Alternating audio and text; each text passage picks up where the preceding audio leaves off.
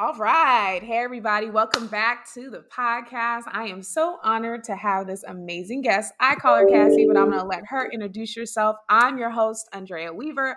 As always, also founder and an all-around activist at Discush. And Cassie, take it away. Tell folks all about you. A little bit of quick rundown. Okay, quick rundown.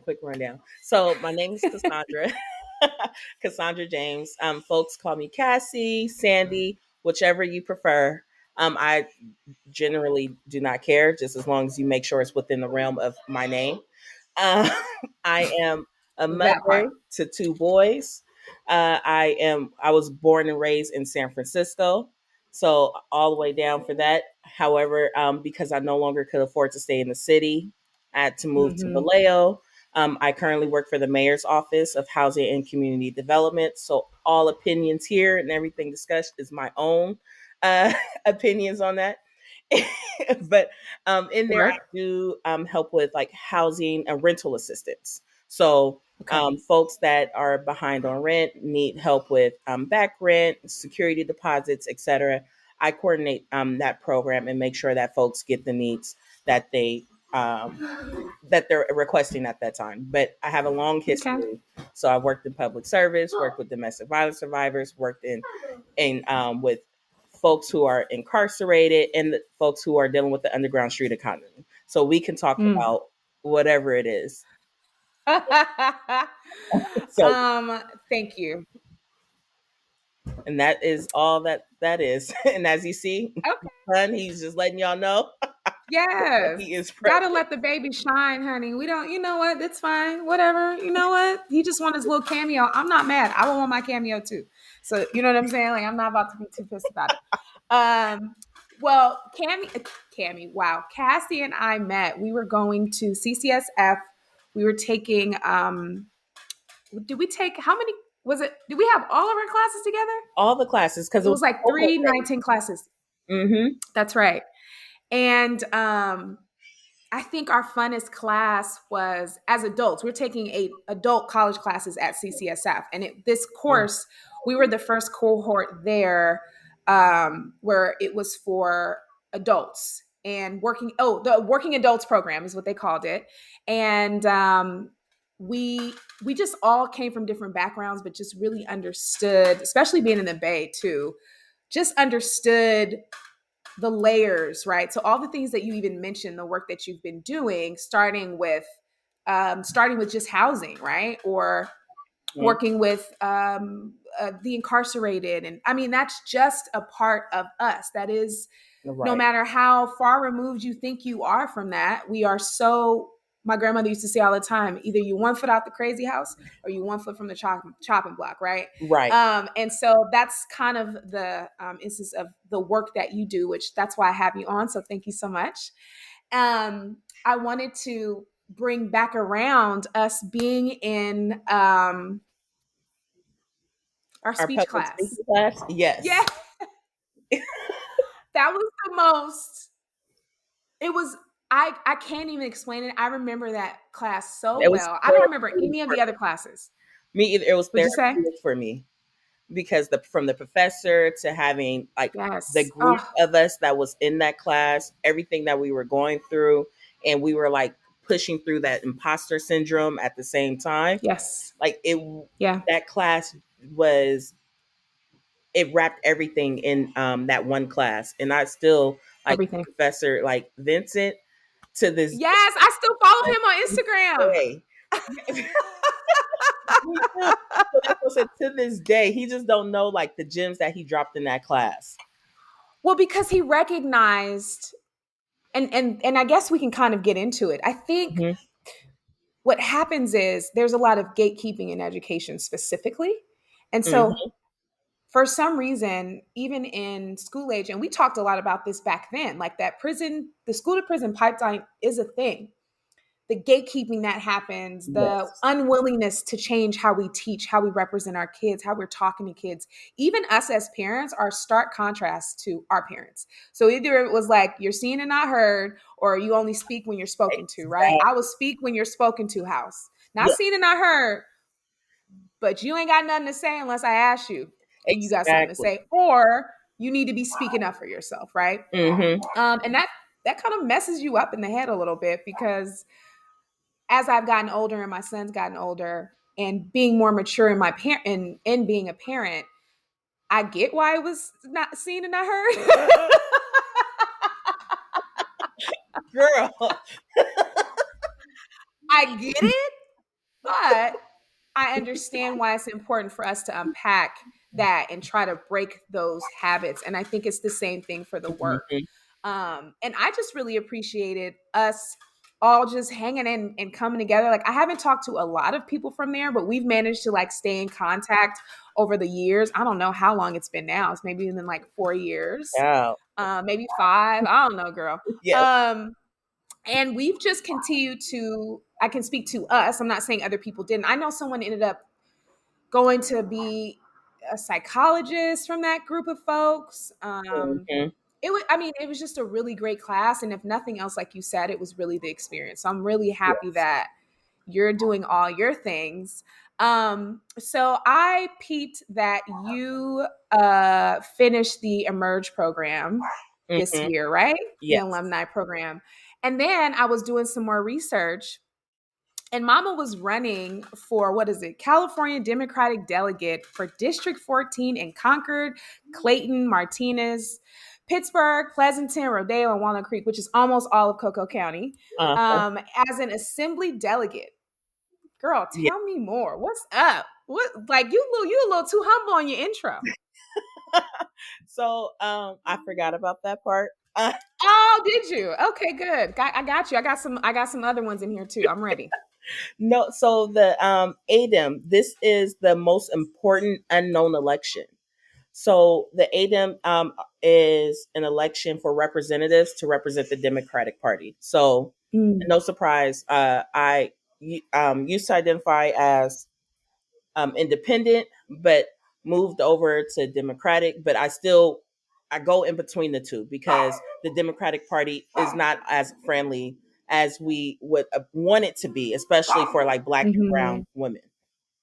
mm-hmm, But the ADEM, they have delegates that go up to Sacramento that will establish or create the platform for the Democratic Party. So all mm-hmm, these issues that the Democratic Party like discuss, et cetera, it comes from this elected group of delegates. So when okay. we were in, I didn't realize this until about like 2 years ago because I'm like, why isn't the Democratic Party saying like Black Lives Matter? Why don't they have a hard stand on police brutality? Why isn't my issues being represented within this Democratic Party? And that's Mm-hmm, because who I've never voted in the ADEM election because I've never heard about this ADEM election. And I didn't mm-hmm, realize the importance of it until I was like doing the research and came across it. And I was like, oh, this is all that is. Like, they need somebody like you and I to be at the table yep. to say, I have these lived experience. I don't need all this paperwork to know that I feel uneasy when I see a police officer, or Word. I have to hold back tears because I want to make sure that my son is safe and he's not seen as a threat, or that I want to be able to go to work without having the feeling of being retaliated because I have my own natural hair growing out my head. So these are the things that the ADEMs talk about, and you represent different areas. I think there are like 58 different areas throughout California. Mm-hmm. Mm-hmm. Mm-hmm. Last year, I worked in an organization called Next Gen America, and Mhm. I became really, really engrossed in voting. Now, I've always been aware. Mhm. I understood the processes. I knew about the like primaries and these mid elections. I did know about that. I learned how to do down ballot voting. Probably it's been probably 6 years now, maybe seven. Really Mhm. understanding what that means, and I think one of the things that we as a people have not been lended to with the information, the privilege of this information, is that these are the people we should be voting for. Exactly. These are the people that take up those lifers seats at Exactly. the capital, right? Mhm. They help influence. They are actually moving the needle. Our district representation is important. What we're voting for in our cities and counties, Yeah. right? So, like last year, I think it was HH and like Proposition 16 Yeah. were really huge ones for us. Mhm. And people are like, "What? I didn't know." And it's like, okay, so what can we do to do this? And I decided, I was like, okay, every week, starting from 100 days, or no, it wasn't. It was like 6 months out from the election. I'm going to help people read their ballots. I'm going to help you, not give you an opinion, but I'm going to show you how to do this. Yes. And, and so I say all that to say, being someone that didn't vote and talking to us, the folks that haven't or been thinking about it or just being aware. I mean, Yeah. one, I'll say this, as Black and brown folks, your existence is political. Please understand that. You don't get to just exist. Everything about you and your life is political. So it's Exactly. important for you to be aware. So what do you suggest folks do that aren't familiar, that maybe don't believe in the system, right? How do we combat that? And how did you get there? And what advice would you give someone else that hasn't necessarily had the experience? Because it's overwhelming to really get into all of that. No, it is overwhelming. Growing up in like a black household, I knew that we were always Democrats, and we never Yeah. questioned that party. But it's like, Right. how did we become Democrats? Mm. Once upon a time, a lot of people don't know, like MLK was a Republican. So where was that switch for black Mm-hmm. folks to Mm-hmm. move from Republican to Democrats? What happened? So in discussing like Republicans, Richard Nixon had reached out to those Southern Republicans saying, "Oh, we don't really want these people in our party. Let's do this. Let's do Mm-hmm. the war on Mm-hmm. drugs." Which started before Reagan, because people always Yeah. think that Reagan was the person that coined that, but it started with Nixon and all these intricate policies that was put in place from like in the 60s and 70s is what moved black folks specifically from being Republican to Democrat. And then it's like, but we don't question. We just go along with it. It's like, oh well, they are the lesser of two evils. They kind of have us in their good graces or in their You're in a chokehold. yeah, really. So I knew that growing up that my dad voted Democrat, regardless of who it is. My mama voted Democrat, and they just knew to vote. And the reason they just knew to Mm-hmm. vote is because their parents did not have that opportunity to vote. So, Mm-hmm. regardless if you don't believe in the system or not, it is that we stand on shoulders who did not even have the option to choose between not voting and to vote. So that's Mm-hmm. where their inspiration had came from, to making sure that regardless of the election, that they voted in the election. Because my grandmother, who grew up in 1940s 1950s Mississippi, who, Mm. who classmate, Talk about it, because you weren't voting back then. exactly, who and was a dark skinned black woman as well, because we got to talk Oof. about colorism as well, who was a dark skinned Mm-hmm. black woman, had to leave the South and come to California in order to have some sense of, oh, I have this right to vote. Agency. I don't have to Mm-hmm. always fight for this. I can have my opinions heard, et cetera, et cetera. So because of her story, because of my grandfather's story, my parents just said, regardless of what it is, I am going to vote. So that Mm-hmm. has been my upbringing. Me, I started to question, why are we constantly voting for Democrats when we are Mm-hmm. not necessarily at the table and we're not Right. benefiting from those policies? Mm-hmm. So that's where like the evolution of that came from. That came from for me.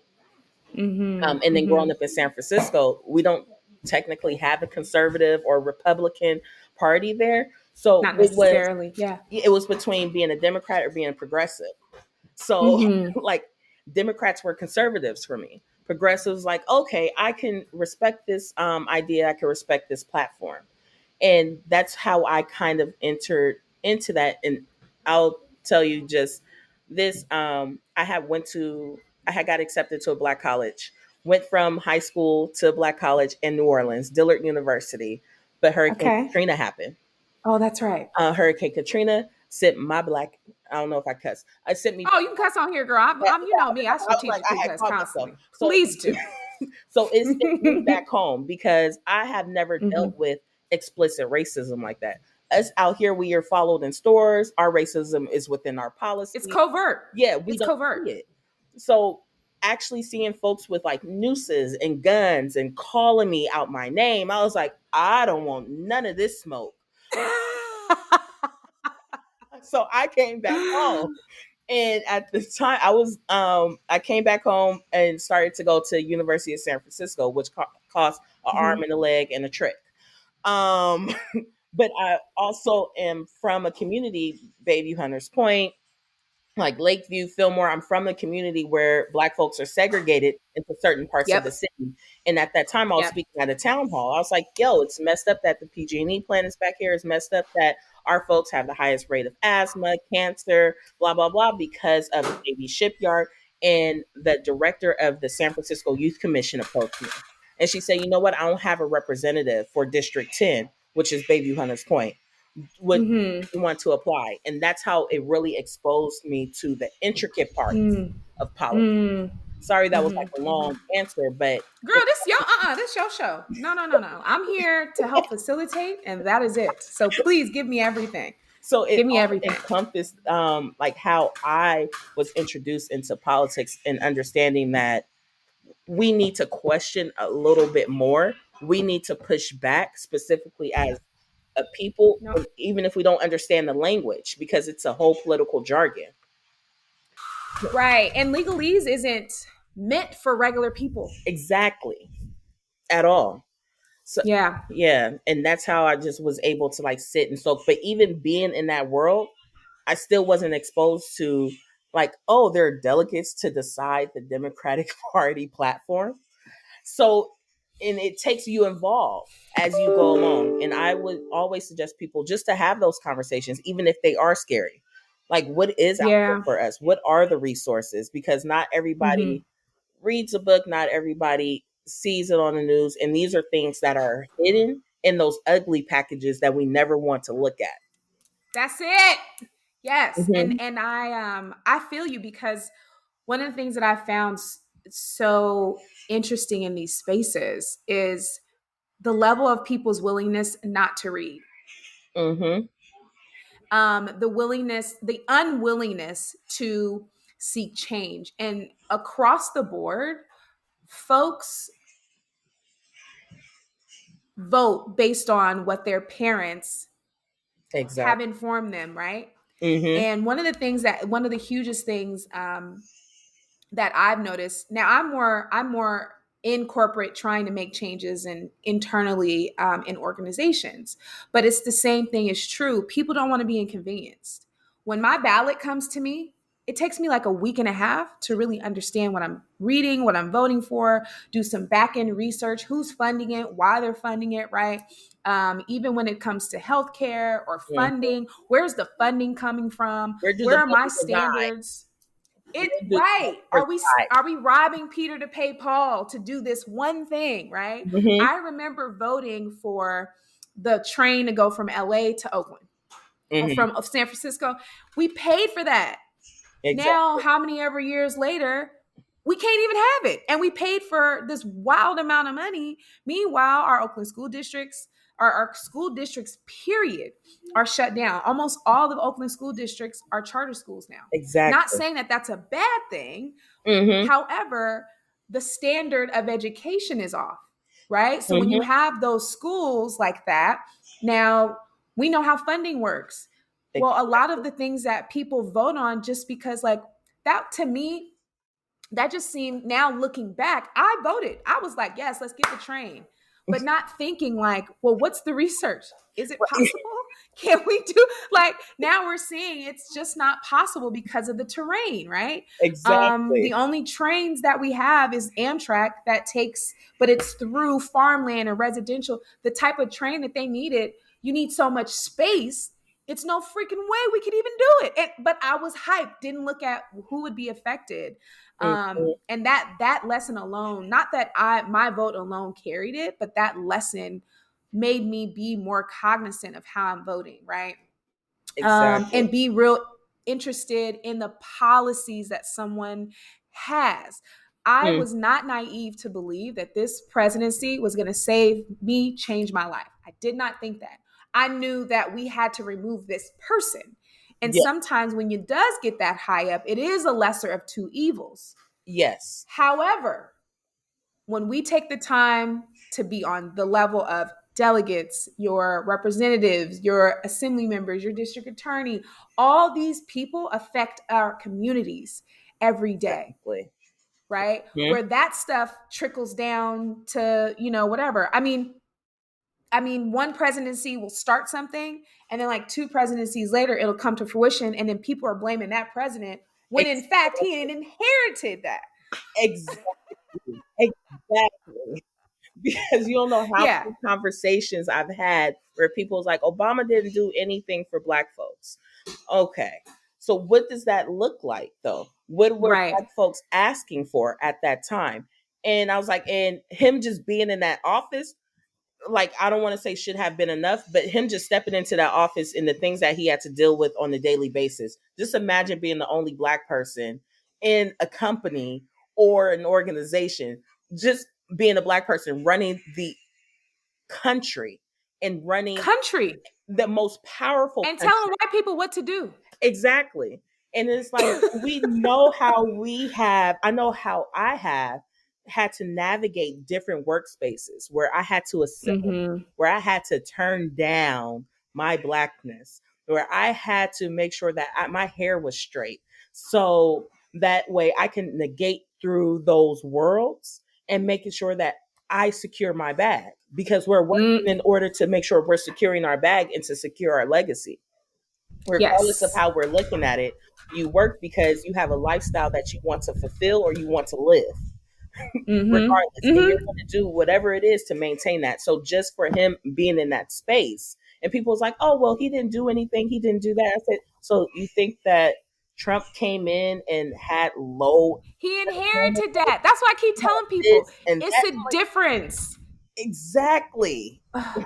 It's a difference between creating something or growing something Mm-hmm. and inheriting growth. That's Exactly. different. Exactly. And, but people don't understand. And listen, we have to, one of the things that is really hard for us is nobody is perfect. Right. And I don't know where that idea came from for us. Mm-hmm. Not only as black and brown people, not only as black and brown women, but people participating in society. Why we need our politicians to be perfect. Exactly. I don't want you to be. I have a couple of pillars. Like I don't want you to be a rapist. I don't want you to be racist, right? I mean, Mm-hmm. I feel like, I mean, and honestly, if we being honest, that's like scraping the bottom of the barrel. If we had to be real, I need you to deliver. And the thing, like going back to what I said, people don't want to be inconvenienced. You don't just hire these people. That because that's what we're doing with our vote. We're hiring someone. Mm-hmm. So in order for them to even keep that seat, we need to keep our foot on their neck. It does not stop after the election's Exactly. over. And we cannot just look at the president to do all, be all, end all. The reason why, and just going back to the Obama administration, the reason why he couldn't really push his policies the way he wanted to was Talk because about he it. had conservative households. I'm sorry, my son, he's That's okay, girl. banana, but Please. The babies are gonna make a cameo, y'all. yes, Y'all will be fine. he had a Republican House and a Republican Senate, and they fought him tooth and nail not to have anything passed. The same person that just committed to making sure that the Biden administration do not get any of their policies passed, Mitch McConnell. Woo! Um, I cannot wait. I'm sorry. This is gonna be real exactly, but bad. that's what I'm saying. He's He's got gonna to run die. to the Obama. I'm like, Jesus, I want to go into heaven. Girl, Mitch McConnell was around during the AIDS epidemic. Yeah, so that's what I'm saying. Like, people need to understand that, like, it's not just the president. You have to vote on that level as well. Like, who is going to be your House Mm-hmm. representative? Who is going to be your senator? And like, those things then trickle down into who is now your state senators, who are your state representatives, and those things, because people just think, oh, well, I voted for the president, it didn't work out. They never do. No, it's a collective effort. We have to make sure that our mayors, our city councils, our board of supervisors, all these people reflect our values in order for them to push the policies that we want. Yep. Yep. It's not enough to complain. And Mm, I get it. And one of the and I keep saying one of the things, it's interesting because we want so much. And I get it. We deserve, right? Even if we start talking about reparations, mm-hmm. because there are other communities that have been compensated for the traumas and the misfortunes that they have experienced as a culture. And I think they should. Exactly. Mm-hmm. I also think we should. I don't know how. I Right. don't know what that looks like because maybe reparations isn't necessarily money, No, right? Maybe it is legacy. Maybe it is like, and people even use indigenous people, but indigenous people don't have anything. They don't have anything. exactly. Like, you would think like people are like, oh, well, they got all this land and they make hella money. No, those are certain tribes that have colluded with these other white people with their casinos and like, all that kind of that type of thing that they can do. Of course, you're going to make more money off that, but that's not everywhere. And then you talk about the Exactly. genocide and the constant whitewashing of their cultures on a Mm-hmm. regular basis. And so when we look at indigenous people, yeah, I mean, I don't believe in struggle Olympics. So it's not about comparing. It is more about like, what are we looking at? So now, even more recently, looking at the Asian American violence that have been going on. And let's just be honest. I almost said between me and you, but you already know that type of shit been going on for a long time. Exactly. And so, and the thing is, we just now That's not have new. cameras to see it, or it's been highlighted by one person. And Right. it goes, and just going back to like our conversation on reparations, is money is not going to be, we will we will bankrupt this country. Um, Yeah. and it's not an oppression, like how you said, it's not an oppression Olympics or anything. So how can we operationalize reparations and equity? And what does that look like Yes. for us? So does that mean that if you are an ADOS, an African descendant of an enslaved, not a slave, Mm-hmm. because language is important, of an Yep. enslaved person, do you now get free college education? Because we know that Black folks specifically have a high loan amount once they graduate. So Right. what about free education? So that would be a way to Mm-hmm. operationalize reparations. Or how about Mm-hmm. free childcare? Because we know that Black folks specifically often start at an entry level of a job because of not having access to all these other systems. So what are some things Correct. that we can incorporate within the policy and legislation to making sure that we operationalize that? And then Mm-hmm. just moving over to our like the Asian community, this has been going on for so long, just like the killings by the police have been going on for so Yep. long. But Yep. because it took that one incident or that one match to light this fire for people to pay attention, we've been Mm-hmm. paying attention. I've been seeing this happen in Yep. my city. I've been Yep. seeing folks being killed by the police. I've been seeing that the indigenous folks whitewashed history because they're not telling their histories in school. Like, why were we Yep. celebrating Columbus Day knowing that he was the oppressor? The So, fact that it took so long is wild to exactly, me. exactly. And it's just for people to now to like, who is now paying attention? Because you and I have been paying attention. And Right. that's the conversation we need to have. Like, we can't not just now be appalled or shocked by it because you're now paying attention. I've been having these Mm-hmm. conversations with my brother. I've been having these conversations with my Asian friends. Like, you know what? Like, I let me stand up because let me walk in first because I know how people stereotypically view you. versus how they stereotypically view me. Although you're louder than me, because people think as a Black woman I'm gonna be loud or I'm Yeah. this. And Yeah. knowing that I'm very much a quiet person, and I had a friend, or have a friend, she is Filipino, so they would assume that she was the quiet one, and they would assume that I'm the loud one. They ain't from the Bay, honey. That's how Exactly. that's the, listen, you ain't from the Bay. Exactly. So that's why I'm like, we've been paying attention to this. Where have Yeah. you been? Yeah. You're just now Where catching have up. you been? Yeah, where have you been? So those are Yeah. the conversations that we need to have. Is like, okay, now that you're here, what is it that you're going to do? So, and Mhm. let's have that conversation, because don't be Yeah. appalled. I'm appalled every day that I have to be in my skin and have to fear for my life. That's what I'm Every appalled about. day. And here's what I love about what you just said, and what I found last year, and we talked about this in like in post, but Mm-hmm. really thinking about the effects of doing this work, Mm-hmm. being in the cycle of reliving this trauma. And what I noticed last year was not only were we living the trauma, right? We've seen this already. This isn't new for us. We know that these things are happening. We've been, Mm-hmm. as a society, more readily talking about it now for the last 8 years when the original Black Lives Matter rolled out, right? Exactly.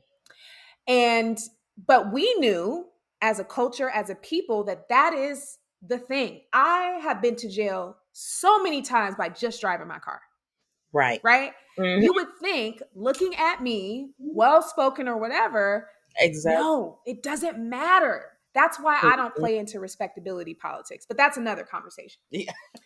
The thing that was so harmful for us, Mm-hmm. especially those of us doing the work, was not only did we see it over and over and over again, Mm-hmm.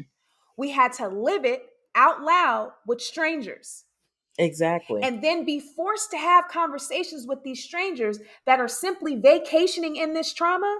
And we live this shit every day. And then I had to go Exactly. to work and still combat the same shit that the company said that they were behind and they cared about, and then still provide support for staff that are being traumatized in that moment, and then going home to my kid. Exactly. And I think people have to consider that there is way more work here than just pointing a finger and saying what somebody ain't doing. Because the reasons why people say they don't vote, fine, don't vote. What are you doing in your community then? Because there are so many kids that just need support in classrooms.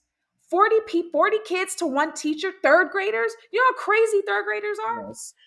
Go sit in somebody's class. No, like real shit. Mm-hmm. Go do that. You want to support your community? Oh, well, I don't give to churches and all. I don't give to nonprofits. But y'all don't understand how nonprofits work, Exactly. because nonprofits have people working for them. They got to pay somebody. They got brick and Exactly. mortar. They got to pay PG&E. How you think that Mm-hmm. they doing the work? And then the nerve of people to think that we should do this work for free. Whew. I don't. You want to talk about trauma? I mean, That I've gotten to the point ongoing trauma. now where I'd stay talking about money. Not because not because I don't value the work. I do this shit for free all day. I'll come Yeah. talk to us all day for free, right? Mm-hmm. And but within reason, because I only have so much time, right? Right.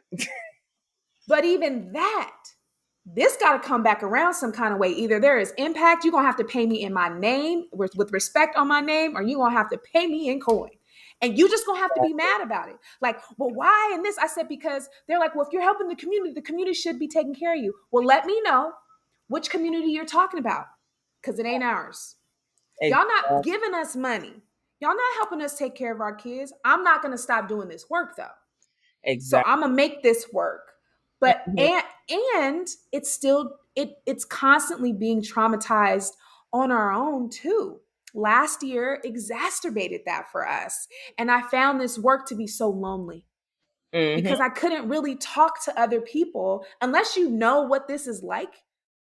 Well, I can't just Exactly. talk to anybody about this. I can't just like I have friends that are therapists. I have friends that are social workers. I have friends that are in the DEI spaces. And we all kind of reflected, like I felt resentful about the work that I did Mm-hmm. last year because I feel like we're still having Yeah. the same conversations. I feel like everybody forgot we watched a man die for 8 minutes on TV. I You feel mean like 9? everybody forgot. 9, excuse me, 9 minutes. Mm-hmm. Girl, I don't care if it was 5. We Yeah, watched I don't somebody care. die. Yeah, we watched somebody die, but the time matters because that's how much time elapsed. What we watched him die. We watched him die 9 minutes. He had ample opportunity to stand up and get up off of him, but he had 9 minutes to think about that. We can't even deal with 30 seconds of silence. But I was just about to say, if we were silent for a minute straight right now, everybody would sign off. exactly. So Y'all would we can't turn do this that. podcast off. Exactly. Exactly. So for Exactly. 9 minutes. So that time is important because in that 9 minutes, he begged for his life. He called for his mama. He said that I wasn't going to do that. And he had his hands in his pocket as if it didn't mean anything for 9 minutes when we as people can't even be quiet for 30 seconds. We can't even enjoy each other's presence in silence. Exactly. And y'all mean to tell me that we've only moved this much? E- Like, Exactly. and that's what I mean when I say I was feeling resentful. I honestly, Cassie, I didn't think I was going to come back to this work.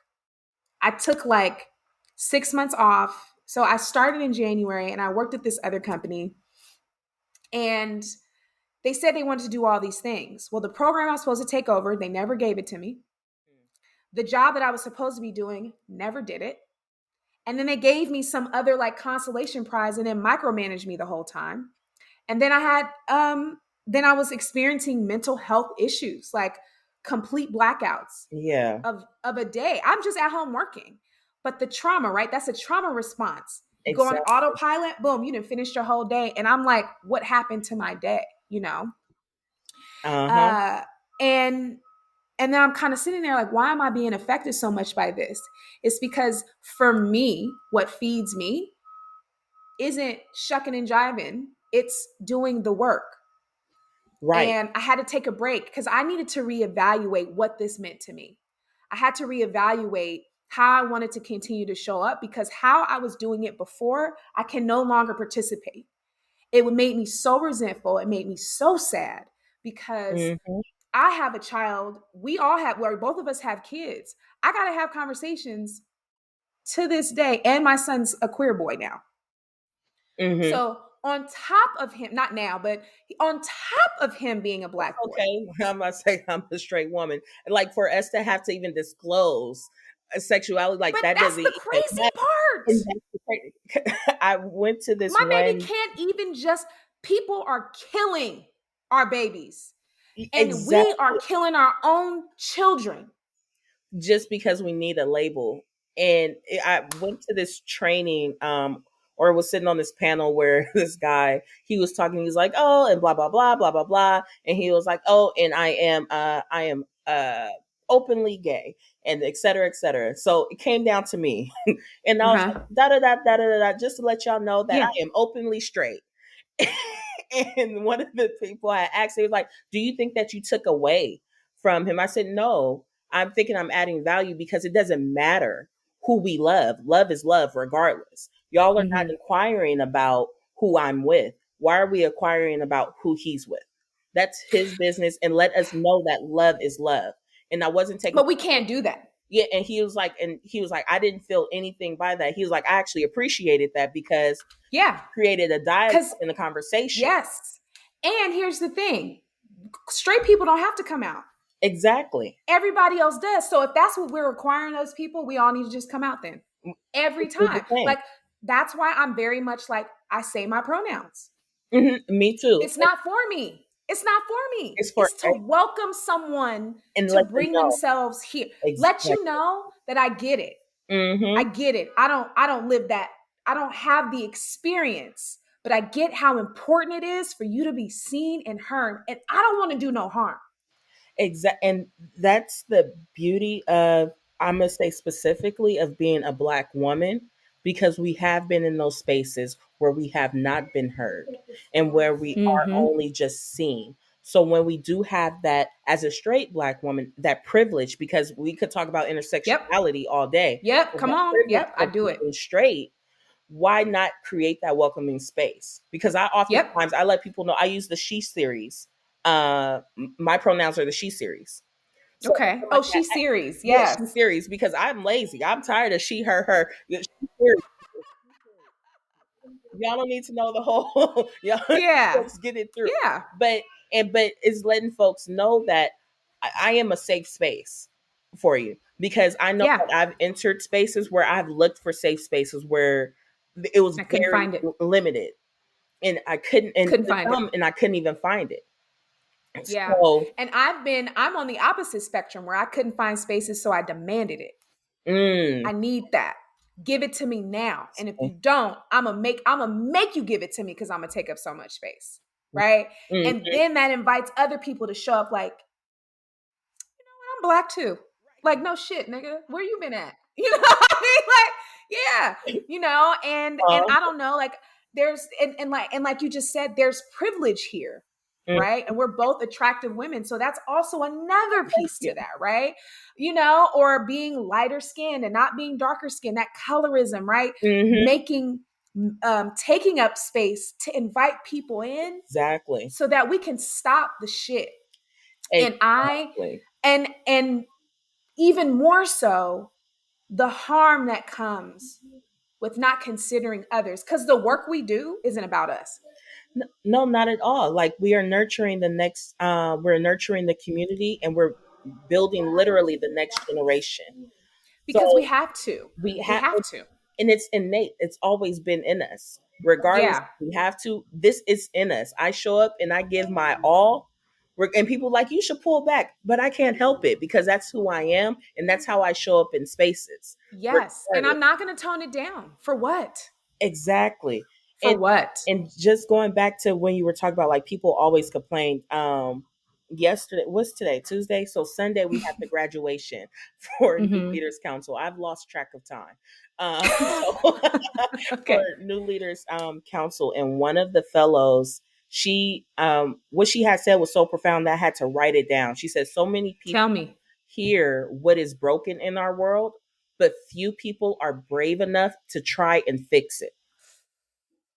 Ooh, that's a word.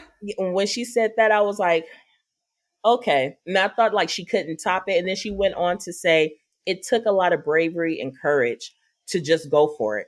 And I'm taking with me this collective wisdom, passion, and brilliance of all of us. So we Mm. have to create those spaces where we are sitting in that brilliance, in that passion, in that wisdom. Like, I don't care if I don't talk to you every day.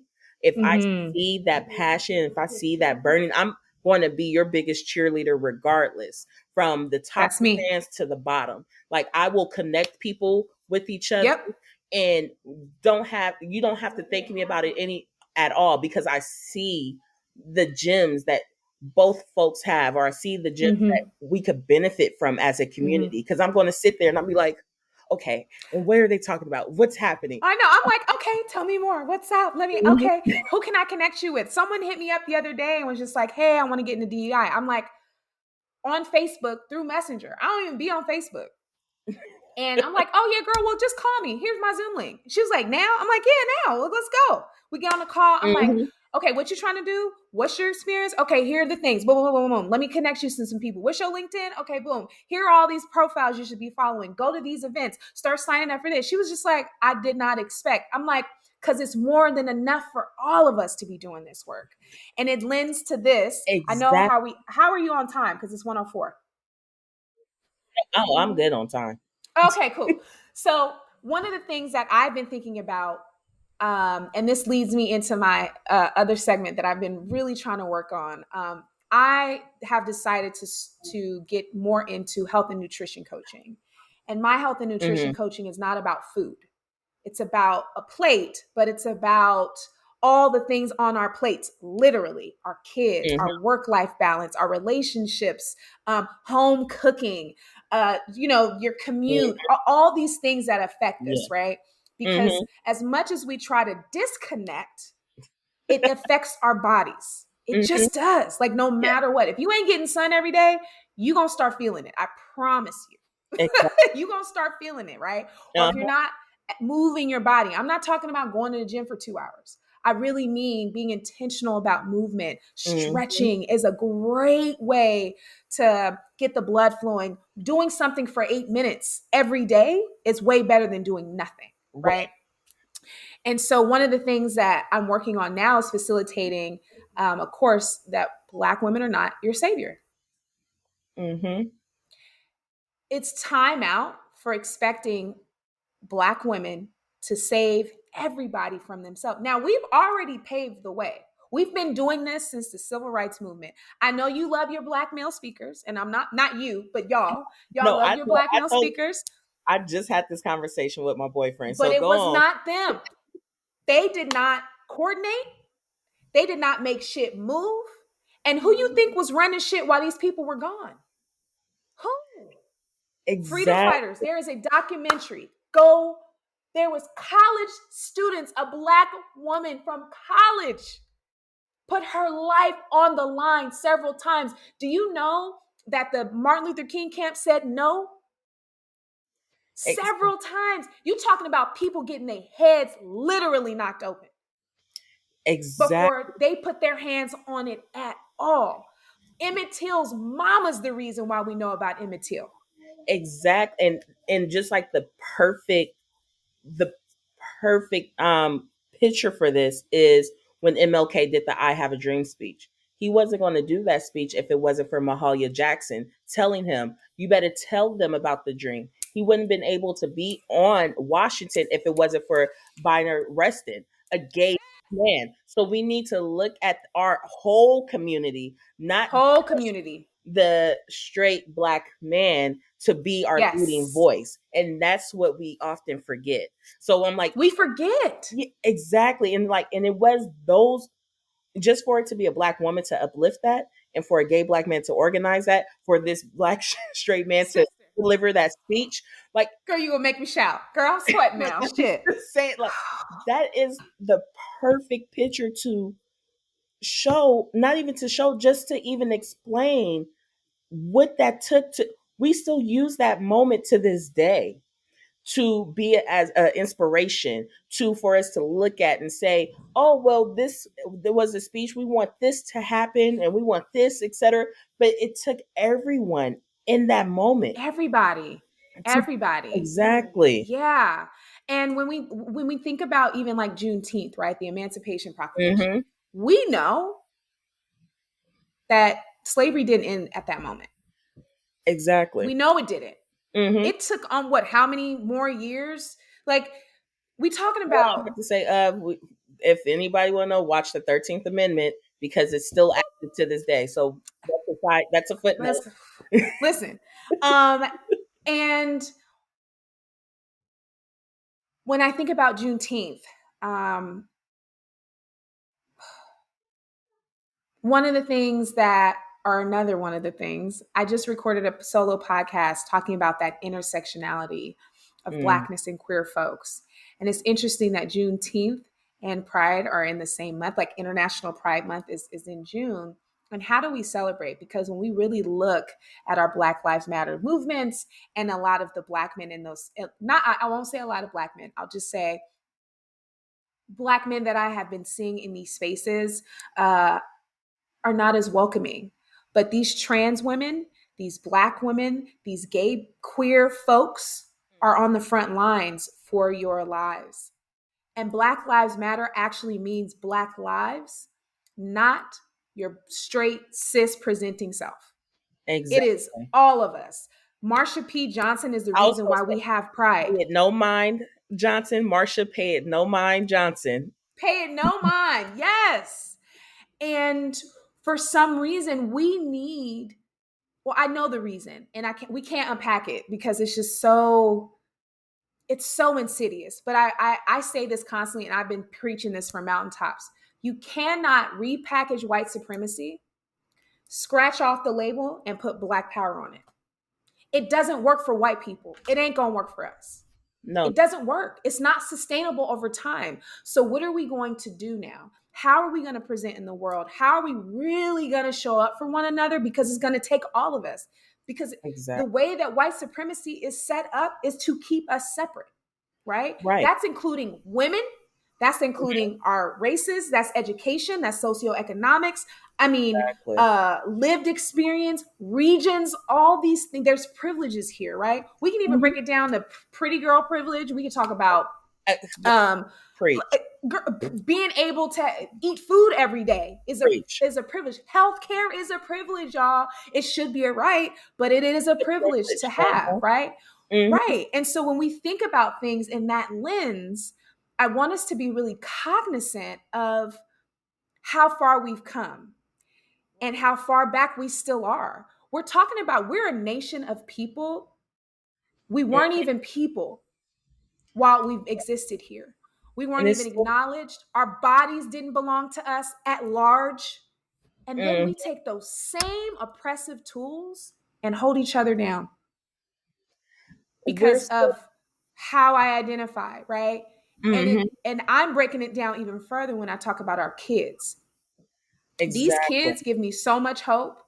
Who, The way that they organized this last year, I was just like, my mind was blown. When I was down and was like, "Ooh, I don't know if I could do it," and then I see these kids organizing these huge marches, I'm like, "Oh, let me go ahead and get back on the mic and like be right. seen, and get these Uh-huh. hi baby, and get these." And inspire. And I don't mean that to talk about us. I'm just saying it in a way that we have to be careful.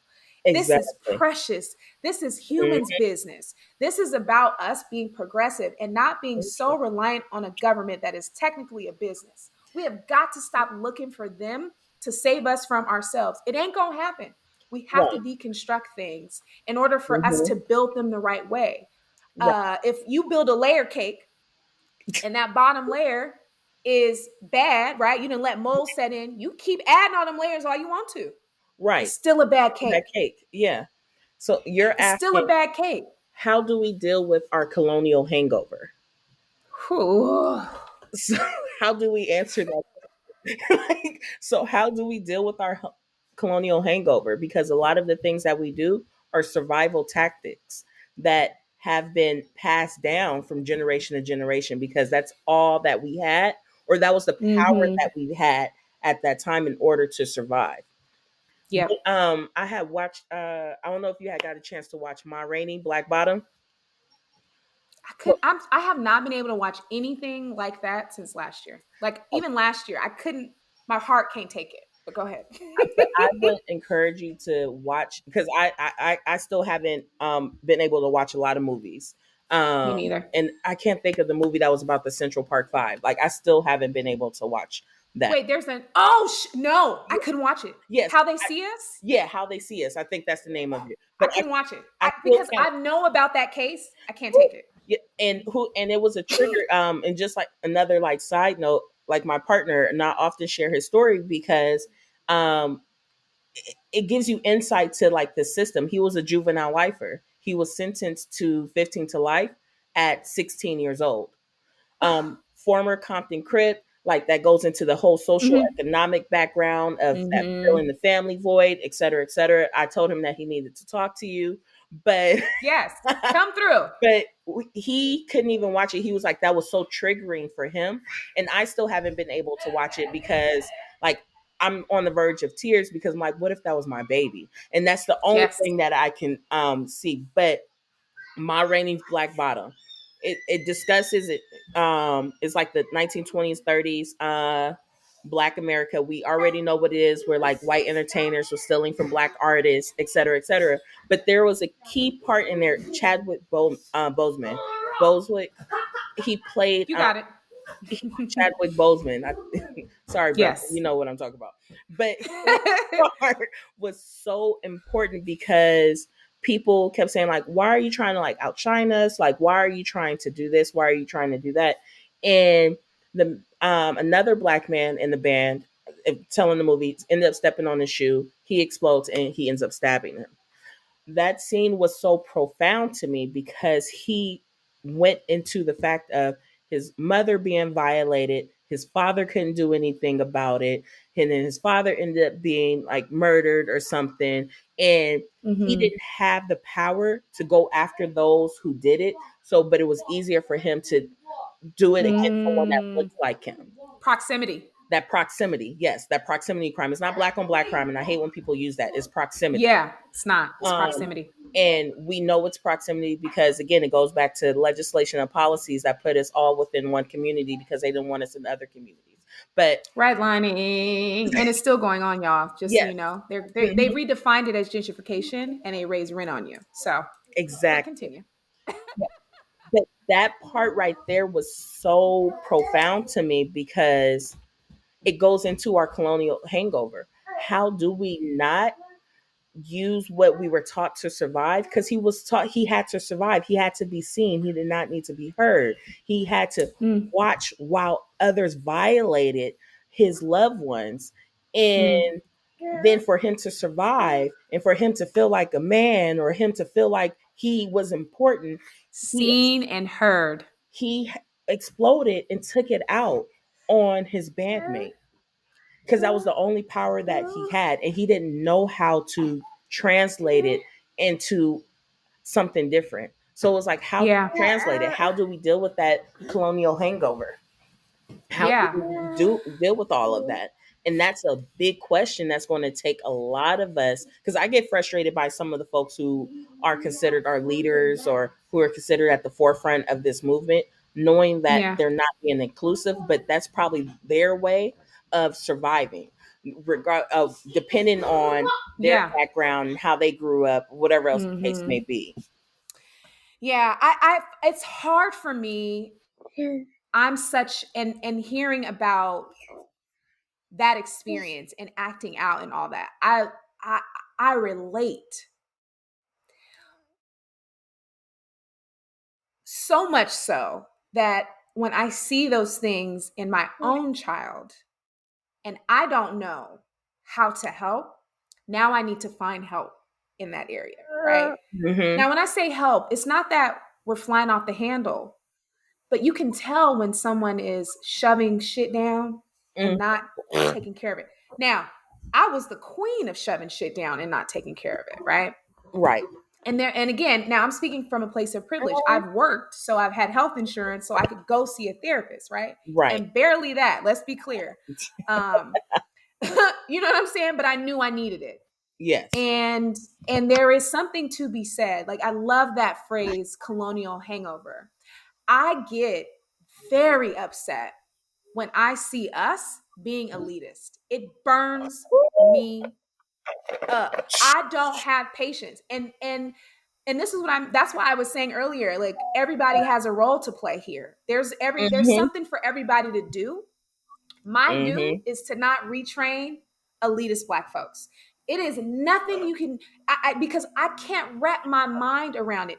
But it goes into the othering that we've learned to do and using the tools of the Exactly. oppressor to feel empowered.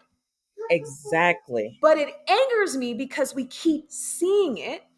Mm, And I'm not just talking about black folks.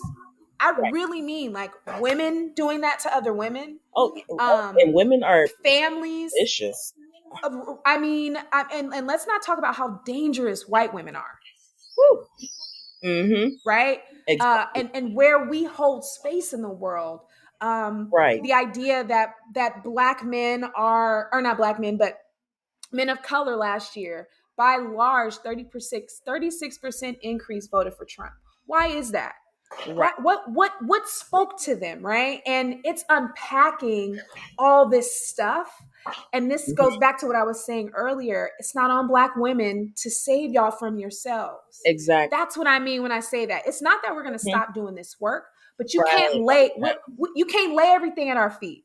We Right. can't bear everybody's cross. And at some point, we're going to have to hold our different subcultures or these levels of importance or whatever, Mm, right? And if we're just talking about black men in that example, yeah. had then an environment been cultivated by his peers, Right. then that I feel like that situation would have been a little bit different. You could say the same thing with the whole Nipsey Hussle situation, right? And Yes. how he was killed by someone in the same neighborhood he came from. Right. violently that we all watched. I watched it on the Mhm. timeline, a complete accident. It just like blew my mind. I don't think I was right. Whew, that really hurt me when I saw that. Mhm. But that again, like proximity and how are we making space, and I try not to get so blinded by that anger when I think about the elitist black like experience. I can't relate. Now, am Right. I better off than I was 5, 10 years ago? Yes.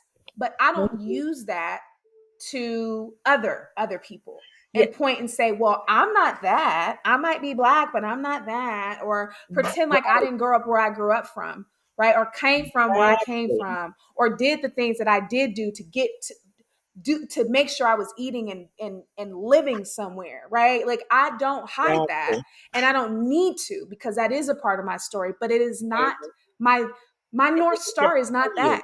Yeah, it It doesn't doesn't define you. define me. It's a part of Right. the story, and that it baffles me the same where I come across elitists like black folks, like, mm, okay, and like the last, Honestly, any elitist person of color, I'm always like, yeah, okay.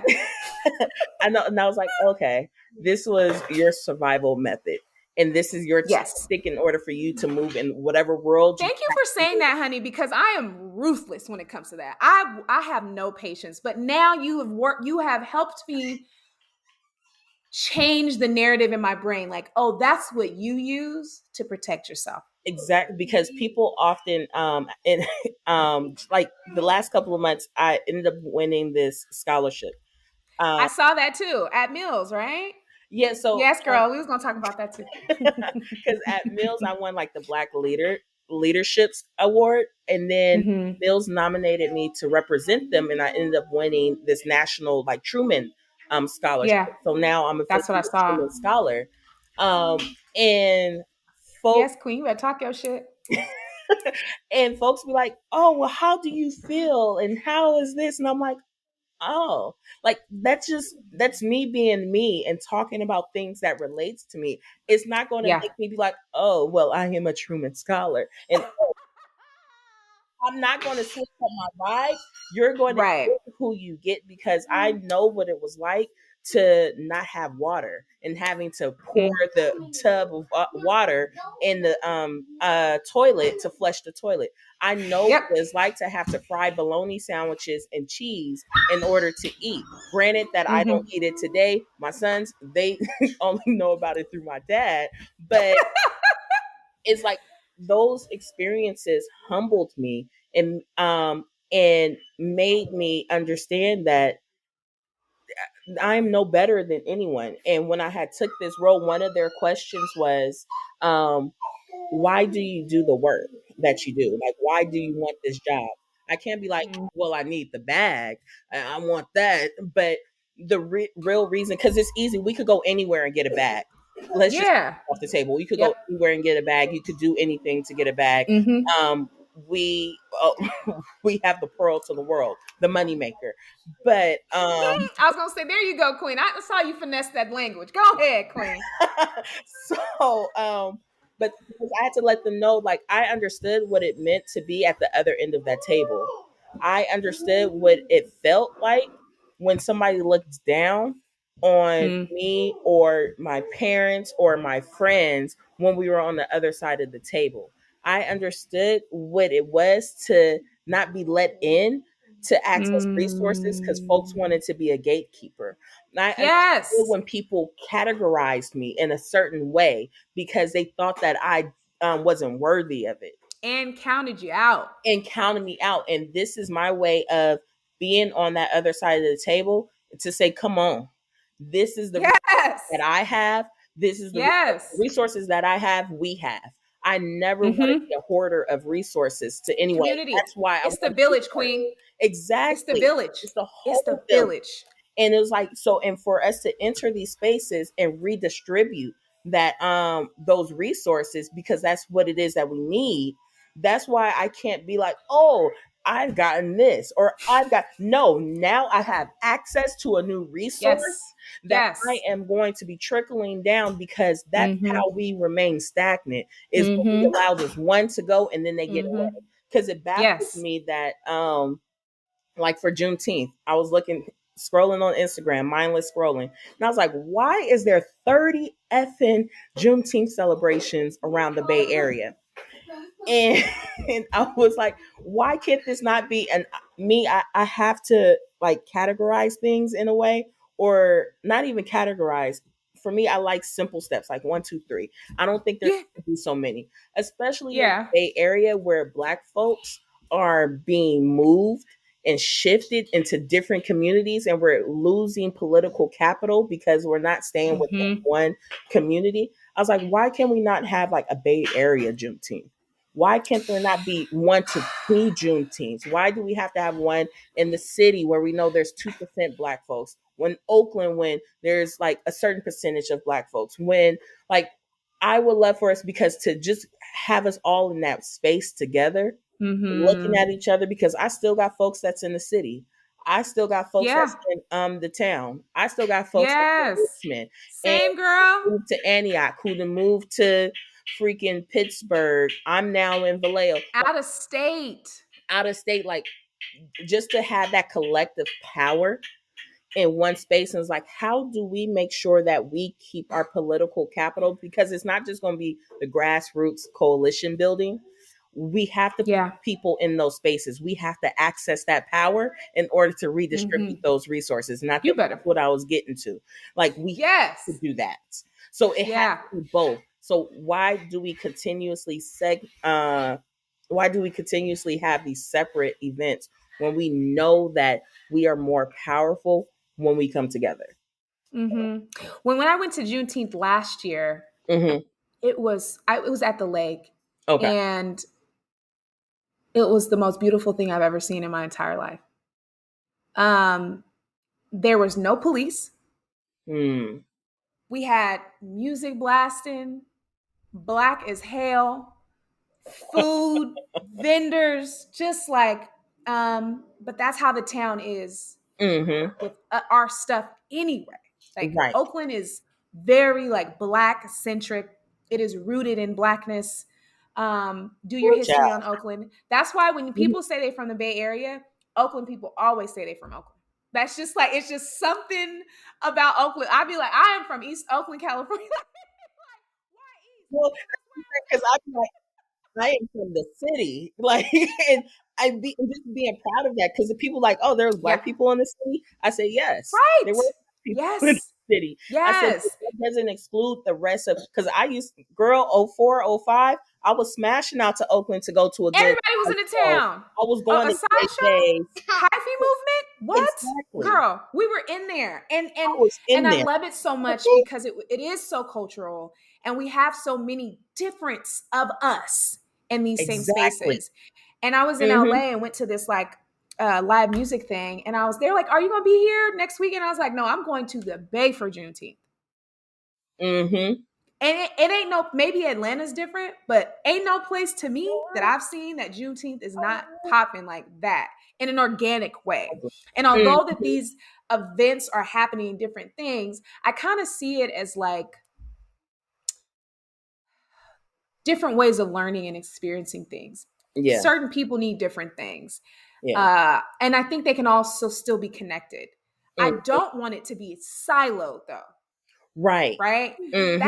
that's where it's a fine line, because Yeah. it doesn't need to be like my party's better or my thing is better, because Exactly. I can't have a mindful meditation at the lake with a party, so I'm gonna have to have it somewhere else, right? Exactly. Or maybe I'm having a book club or we're discussing a book or whatever. We can't do it there, Mhm. but we're doing it in tandem with these events. That's what I like to see. Yes, and um that's and, what I'm. and really bringing us together in that way. Mhm. Yeah. Yeah, and that's what I would like, because this is the opportunity for us to make sure that we collaborate on that level. Because, like how you said, gentrification, it's real in the city, it's real in Oakland, it's real in Yep. Richmond. So it's like, Mm-hmm. how do we make sure that we stay connected and humble in our roots? Because we don't want nobody to be like, oh, well, now I live in the heights of, no, I don't remember where even. you came Right. from, remember who Right. you are. Yeah. Yeah, Remember. exactly. Or somebody's gonna remind you, because you can forget all you want. But go into the right room. They're Mhm. gonna remind you that you don't belong Exactly. here. And you're gonna be Mhm. real confused. right? I know how we are on time, so I'm gonna close this out. I have a couple of questions for you. Mhm. I always ask for I'm gonna ask just some random questions, and then I'm gonna ask for your parting thoughts or any advice that you want to give folks. But one of the things is, how are you taking care of yourself while taking Mhm. care of everybody else? How am I taking care of myself as I'm taking this hardest question? But taking care of myself, it looks different on different days. Okay. So on some days it's a little bit of wine in a red solo cup. And I'm from the hood, like red solo cups will be a party theme. But I'm a little bit bougie now. Right. Right. But it looks like that. It looks like the aromatherapy. So making Okay. sure that I have my eucalyptus tree leaf in the Mm. shower and with Yes. lavender oil, etc. It looks like me exercising, taking a walk around the Mm-hmm. block. It looks like Yeah. me kissing on my babies.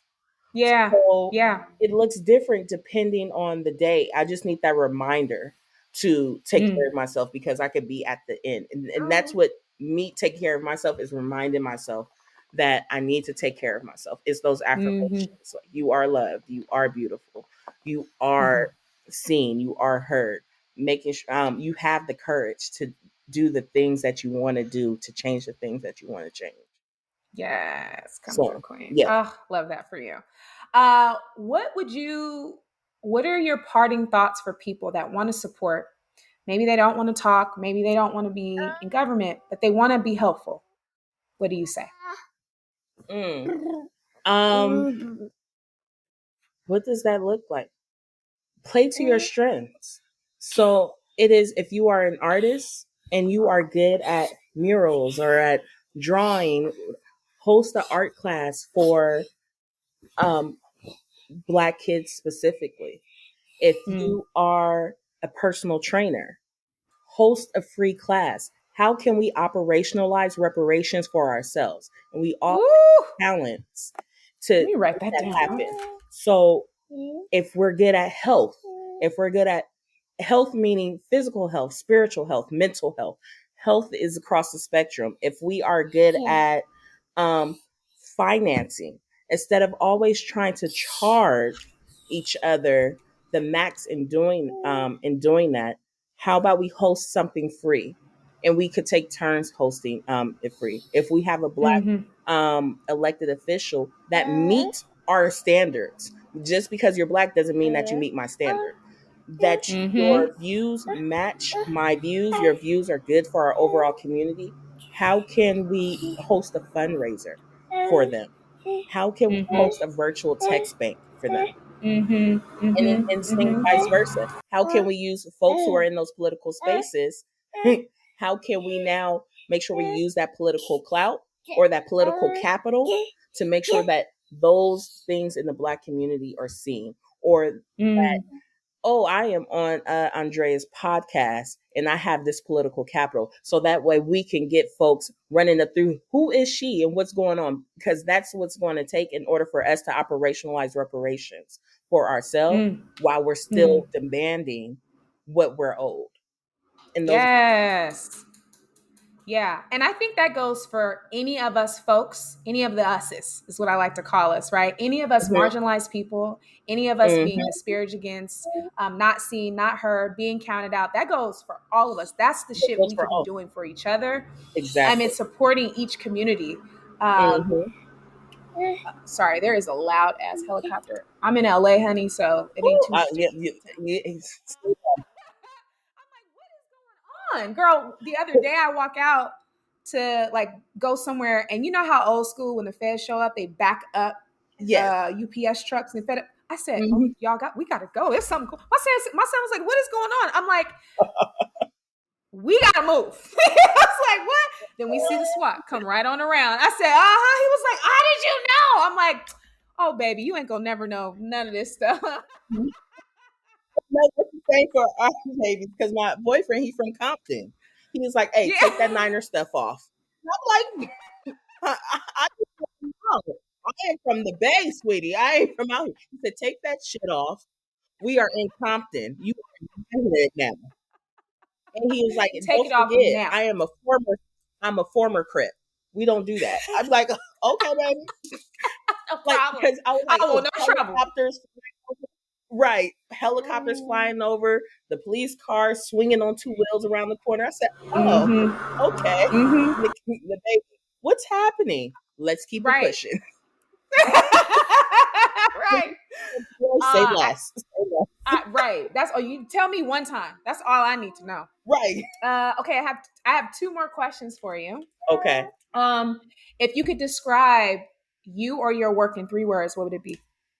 Oh, describe me and my work were one and the same. So, Okay. um, flexible, accommodating, and transparent. Mm, love that. And then, what advice do you want to leave? What's some advice that you have received or given? Something that inspires you. Oh, something that inspires me. It's funny because like I'm going to be graduating from Mills this December. And I never thought that I would be in this place because I thought that time had passed. That time had went away. That's where I'm at. I kind of feel like that. And it's not. And it was funny because Professor Vincent, I'm gonna give him his shout out, and he better watch I this love too. him so much. I'm gonna tag him in it. I'm gonna be like, me and Cassie were talking about you He because he doesn't know like how much of an on the pod. influence he was just sitting in that class. He said, because of you you need to be there. You are the ones who's going to decide that path. It's never too late for you to make that decision, for you to be in those spaces, and they need you in those spaces. Like when he said that, I was like, why the have I been sitting here just coming up with excuses like this is happening to me, this is happening to me? It's you. It's going to be you that's going to make that change. It's going to be you that's going to be able to do the work. Like this isn't easy at all. Trust and believe. I didn't cry plenty of nights, missed plenty of assignments, and like and this is me being like totally real. Like I wanted to quit so many times, but because of his words and saying that you need to be the one that motivated you the most, you deserve to be in those spaces. It's going to take you that's going to make this change for the future generation. You better make that work out. And I have been taking it semester by semester, not thinking about my age, not thinking about Mhm. me being the oldest one in the classroom, not thinking about me, my jargon, because English is my second language. My first language is vernacular English, African American vernacular English, also known as EVA. Yes. So, like, and bringing my authentic self in those spaces and being unafraid to quote my my classic leaders, because people often laugh at me like I'm an artist and I'm sensitive about my shit. Somebody's like, did you quote Eric? Yes. Come on, Erica. That's my philosopher. But being Listen. being in those spaces and being authentically you, like I never thought that I would be where I am today.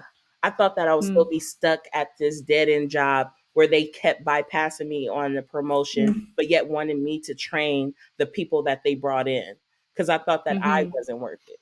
And it's like, and we mm. all are worth what we We're worthy. of it Period. all, worthy of it all. And not only that we're worthy of it, but we deserve it. And I know the shoulders that I stand on because they didn't have this privilege to make this decision to just sit there at a dead end job. It was their only option.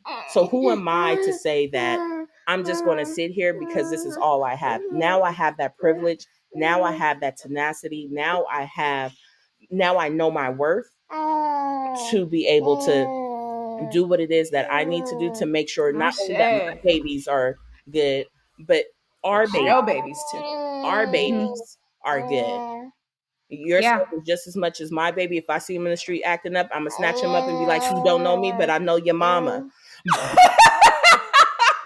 Acting that Do way. you know that has happened to him? Yeah, but that's what I'm saying. Like it would, and I want you to see these two too. Like you see them snatch them up. You don't know because it's taking the village. If they don't, Yes. I keep forgetting that African proverb. If they don't feel the warmth, they'll burn down the village to feel the warmth. Yep. Yep. But and that's like the parting words. It's going to be you. That's going at the end of the day. It's going to be you. If you don't know it, then you ask for it. If you are ashamed to ask, then you have your circle. Build your circle because somebody in your circle is going to know Get around somebody. exactly, and that's all it's going to take. And you surround yourself with people with the same motivations as you. Yeah. If you surround yourself with Yeah. everybody that's not doing anything, then that's all you're going to do. You're not going to do anything. Yeah. It's going to be real hard to stay focused. It's going to be real hard. Not Mhm. saying that. And this is the thing too, with what you're saying is so powerful because sometimes it just takes a kind word Mhm. to propel us in a way that we couldn't even imagine, right? My favorite quote from the Bible is exceedingly abundantly above all that we can ask or think, Yes. right? Mhm. If that is really what life is about, then damn it, I can do a lot of shit, whether it's going to school or not, whether it's going through regular channels or not, right? Exactly. Vincent's class was just that place. That was the first time I had said my brother's name out loud And I in remember that that class. story. And that was like, and you were such an inspiration to me in that class because I was like, oh, okay, she's having the courage to show up in her authentic self and give her vulnerable voice. Who am I to Yeah. say that I can't do the same? I say, look the Mm-hmm. same. We are both Black women. We both had kids. We were working full Yep. time. We were showing up to that class tired as hell. Hell, listen. Tired as Sometimes, and then when one of us didn't show up, we'd be texting each other, "Where you at, sis? You What's up? think What's going on? You good, girl? exactly, I didn't have bring your ass to class." ex- Like, exactly. yes, and that yes, and that support and that mattered. So and it was like yeah, just seeing ourselves in those spaces and having those hearing those words. Like I just kept okay, let me break this down semester by semester because when I do it too big, I give up. I know for me what works is the smaller segments of it. And I know mm-hmm. bringing sisters along with me because two of our other folks that are in the same class, they're graduating with me. At Mills. They're Oh all shit, graduating I together love that. because they were like, okay, if you gonna do it, then I'm gonna do it. I'm like, you ain't about to outshine me because we are some colorful people, and we all love our crowns regardless. We Yes, want to be where the yes. money reside, and that Where means the money resides, honey. Where the money resides. where the money resides, honey. And we want to make sure that not only am I there, but we all are there, regardless. Yes. Mm-hmm. Yes, yes. I thank you for sharing that. It really reminded me, and I'm to the place now where I'm a lot more vulnerable. Mm-hmm. And when you say vulnerable voice, especially back then, Yes. this is what I was all the time. And now I'm finding these joyful, peaceful moments. Like I could cry about it because it makes me so happy. It makes me feel so full. Not just Mm-hmm. happy, it's this joy that you can put in your back pocket and pull out for a rainy day type joy, Exactly. Mm-hmm. right? Don't matter if it's times it's hard. I got an assignment. I have so much work I got to do. Woo.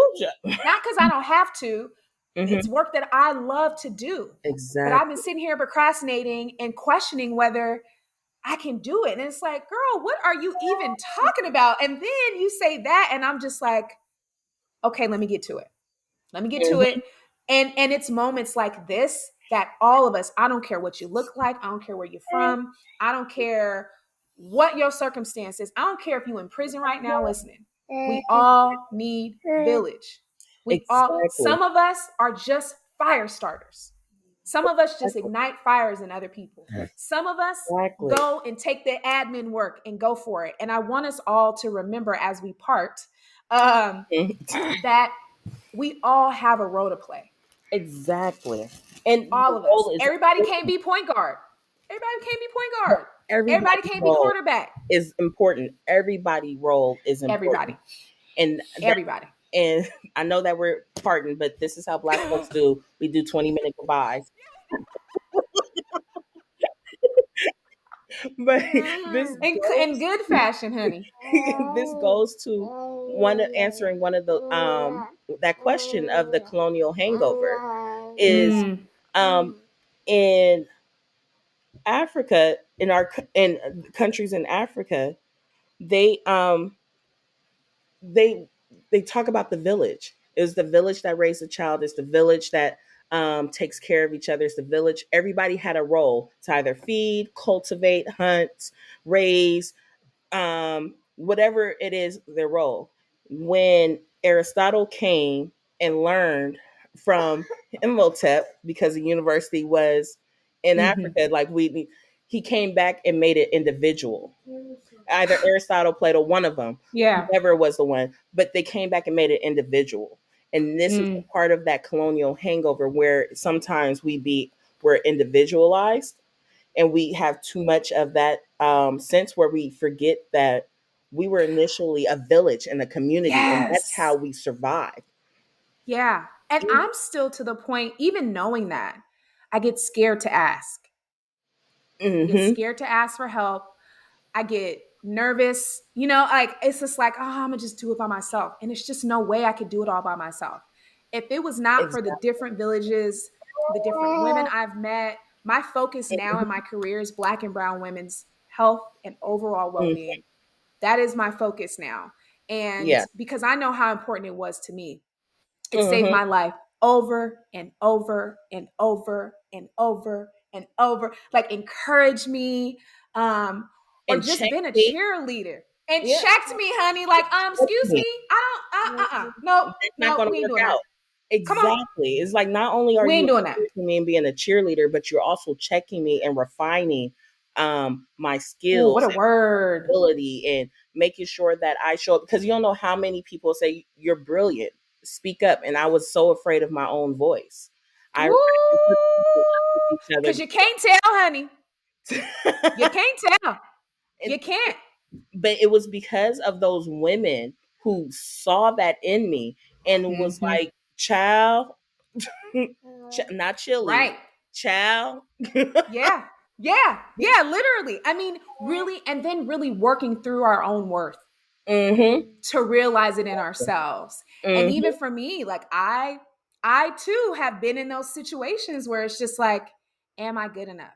How did I even get here? Do they know that I'm from where I'm from almost? Like really second guessing and having a friend say, sis, what are you talking about? Like, what's happening? Okay, so what do you need? Let's put a plan together, right?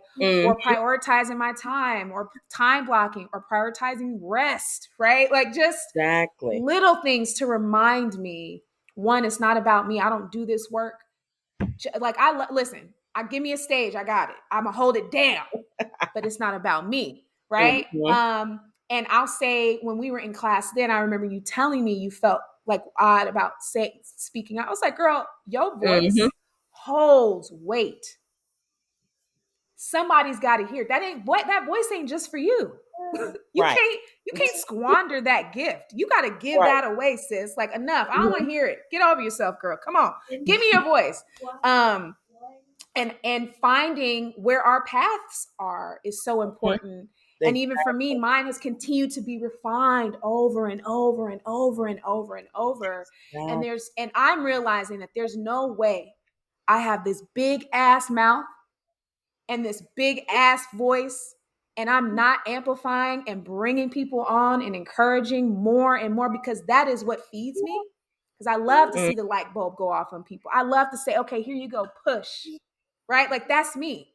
Um, and then and then and I think that's because that's what I've always needed, right? Is that, and I've had to like dig deep and get it out, and then to see other people receive it and be so empowered is what continues to feed me and keep me doing this. Because as much as I keep trying to get away from these public speaking and all that, it calls me back every single time. I cannot get away from it. I Ooh. can't. It just I had a whole a company. I'm doing a talk in a week for this organization in the UK. I'm Yes. doing another talk for somebody in the Bay, another one here in LA. Like, just, hey, Andrea, I heard, and I'm like, okay, what y'all want me to talk about? Like, what's up? I just did a podcast in Australia, and that's not a brag. I really mean No. But the thing that's is, what, when you walking in your shit, it, everything works. throw up your professional hood. Throw up your for real. Because I often tell people, because people are like, oh, you often lead with education. That this is my educational gang sign, because you don't know what it is. How I Listen, throw up your professional hood. throw I up your promise you, you're professional gonna hear me hood say that. Throw up your professional and hood. let Yes, people know man. who you are and where you're from, just as much as you bang East Oakland, just as All much day, every like day. I definitely, even being in Vallejo, they be like, oh, what you gonna do for Vallejo? I birthed the next generation of Vallejo, so I'm gonna do my damnedest to make sure that it's good. But I'm still from the city. Just as much as we Yes. bang where we from, you need to bang Yes. your professional. You right. Listen, because girl, I struggle with my bio all the time. And that just really, like, my mind just, something happened just now. My mind clicked and I was like, oh girl, now your bio's good. Now I already know what I need to do. As soon as we get off here, girl, I'm about to get to work. Well, I Right. told my son we're gonna go see some sun, but I'm gonna get to work today. I'm gonna get to where I gotta get this shit out. Like, it's been Yes. sitting on my plate. It's right here. Mm. And I just love that. I love us for real. I really love us for real. It is just Oh. something, we are communal, Yeah. And and that's something happens. There's a mhm. spark that happens, and once that shit, woo, Exactly. I'm about to go to church, say amen. Exactly.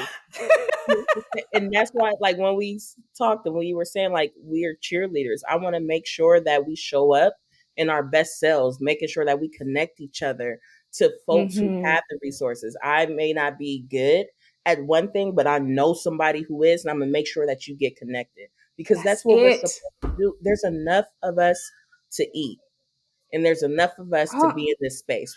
We all shine. We mm-hmm. shine behind the doors. We're going to shine in front too.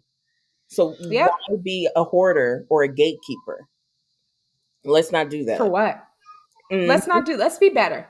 Let's be better. Exactly. Hmm. Oh God, Cassie, we have to do this again Yes. because I feel like it just be too long. But every time we get together, we just have these amazing conversations. I think I'm gonna just have to I'm gonna start hosting our, like, little sister circle, because I've had it. I've been waiting on y'all to redo it, and it ain't happening. And I'm the most planning ass Negro you'll ever meet in your life. So I'm about to just put on the calendar, like, hey, Who you here's some telling? dates, choose some dates. We about to do it because I don't have time. Okay. I need this We need constantly. that. Okay. And we So I need listen. that. And invite more sisters to that. Like, I was just like, I'm just starting off because I know one is a lawyer. She was like, girl, I need and I crave this love, and I crave this attention. Like, we all go through that, and we need to see each other in those Mm-hmm. spaces. Like, and Mm-hmm. just for Mm-hmm. like, I was like, oh, after that call, I was like, okay, y'all can't tell me. Like, I was good after that call. And I was like, and again, like I always tell folks, like, I Same. don't care if I talk to you, haven't talked to you in years, or have talked to you every Me day. neither. Don't Like, care. it's that I want to organized, know that you're doing good and how can I help you? and just to be in your brilliance and that wisdom Yep. and that love. That's self care for me as well. When going back to your question, that's also self Yeah. care for me. Cause I don't always get to really be my full self. Mm-hmm. I don't get to be vulnerable and be an expert on something. It's usually I just get to be an expert and I don't get to be vulnerable. Exactly. um, and share these intricate pieces of my life. But they also make up who I am. I'm a Exactly. super sensitive freaking person. Okay, girl, I stay crying now, like, but in a good way. That's my meditation. Is those good Mhm. cries and coming back, and I'm like, whew, okay, I needed that. All right, like, And that's the space that we need to create for ourselves. mm-hmm. And like, that's Yeah, what I wanted to get to. Like, that is self-love. That is self-care. Like, and be throw up our philosopher. I'm an artist, and am sensitive about my shit. About my It is shit. perfectly Yes. fine because I'll throw up Mary and be like, I am not about to cry. I'm not going. I'll be up there doing a presentation. Like, let me get my philosophy because that's our philosophy. Like, these are I love people. this. Oh, That's classical music to me, and I yes. so it's not Yes. My Mozart. favorite one right now, I gotta share it. I love Larry June. And in one of his songs, um, Orange Juice in Dallas or something like that, right? I He's haven't like, my heard that hands one. are never ashy. I'm classy. What's happening? That's my shit. Like, listen, it might be a whole lot of shit going on, but I'm Mm-hmm. gonna make sure I'm good and I'm gonna do it the right way. So what's up? Like, I'm Girl, like, my hands are never ashy. I'm classy. What's happening? I'm gonna take What's that one with me. up? I'm going to start my next one off. Let's not do it. And I'm looking up, oh, I am classy today because coconut oil on these hands. And that's a very black ass thing to say on top of that. I'm just saying. That's my shoe, girl. Don't get me started, honey. I stay with the black philosophy. Like, what? Don't give me Yeah, Jeezy. What, girl? Listen, and it let me. was funny. It only showed No, what up. was you I gonna say? was in white spaces, and she had asked. I was playing Common on the Mm-hmm. speaker, and she said, "Can you play something more classical?" This is classical, babe. This is classical. What are you talking about? What is classical to you? This is classical to me. So now let me start acknowledging classical music for me. Mm. So when I go in the office and I play whomever that I may be playing at the time, I don't care if it's SZA and we Yep. talking about the weekend or it's Kendrick Lamar and we saying, damn, this is classical Right. music for me. Mm-hmm. Yeah. Yeah. Girl, Kendrick Lamar, I got my son. There's two songs that I raised my son on. It's Black Skinhead by Kanye and We Gonna Be All Right by Kendrick. That's our shit. Like, we used to get hyped. Like, I mean, let's listen to Black Skinhead by Kanye. I know he's problematic and we praying for him. He's on the sick and shut in list. Mm-hmm. He ain't canceled. He's just on sick and shut in. He Yeah, got he got his own things going on. he ain't never been But canceled. that song, He got to get out. right? But like those and music is so intricate to us. Mm-hmm. It is how we. It's just. I mean, all the music that has been popularized came from us anyway. So let's just be clear. Like, your music ain't your music. I promise you, it's not. Exactly. It's not your music, babe. It's not. Exactly. We know how all people know how to do rape, pillage, and appropriate. That ain't the same as all. But girl, that's a whole nother subject. Girl, That's gonna listen. be take us into another hour. Girl, I'm gonna say a whole nother hour. Well, Cassie, thank you so much for joining me today. I really, really appreciate it. I have your bio written out and I'm gonna read it to you because I think it's important for you to like hear who the fuck you are. And then we just gonna close this shit right on out. And other people to hear the fuck who the fuck you are. So let's see. Let me find it. Thank you for Cassandra is a having me. community. Years. Cassandra is a community development specialist focused on housing retention and funding assistance. Since moving to Vallejo, she has commuted back and forth to San Francisco, looking for opportunities to become more involved in her community. Some of the highlights. This is where I got my life. Some of the highlights of her advocacy include serving as a San Francisco Youth Commissioner, advisor for the San Francisco Transitional Age Youth Initiative, and community liaison to the African American Community Relations Board. You better work, sis. One of Cassandra's favorite jobs was being the program coordinator at the Center for Young Women's Development, now Young Women's Freedom Center, and was instrumental in convening probation officers and allies from the immediate Tri-County, San Francisco, Alameda, and Contra Costa, on trends impacting young women involved in the justice system. Presently, she serves as a board co-director of New Leaders Council, Oakland chapter, board member for Community Resources Initiative, member of League of Women Voters, Solano County chapter, member of Black Women Organization for Political Action. Recently, Cassandra has accepted was accepted and now has graduated from Emerge Training Institute, and also got the Truman Scholarship at Mills College. You better work, sis. Cassandra grew up in San Francisco, but now resides in Vallejo. And since moving, she has had two boys, 6 years old and 7 months old. They're older now. Um, Yeah. and having her son, she's become increasingly involved in Vallejo and Solano County, to ensure the community becomes what they deserve.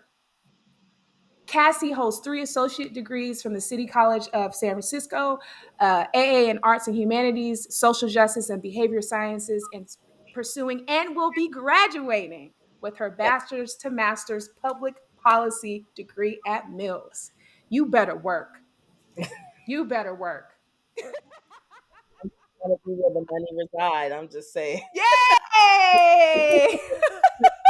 That because sometimes just doing the work and forgetting what because it comes so naturally, and like I said, we show up in our excellence, and that's who we are, and our It's that flow excellence. state. You just Yes. flow. Mm-hmm. Mm-hmm. Mm-hmm. Exactly. Well, thanks, Cassie. I love you so much. This was such a Thank great you. I love you conversation. too. I really appreciate it. We got to link up. I'll be in the Bay for Juneteenth, so Okay. let's figure Yes. something out. We'll figure it out. Don't even worry. My Get it son together. gonna be gone at his daddy house, but girl, we'll figure So something I out. could, the daddy could watch his kids. Ain't no babysitters around here. No, he can watch his own kids. All right, girlfriend. Well, thank you so much. I All really right. appreciate you. Have a good day. You too.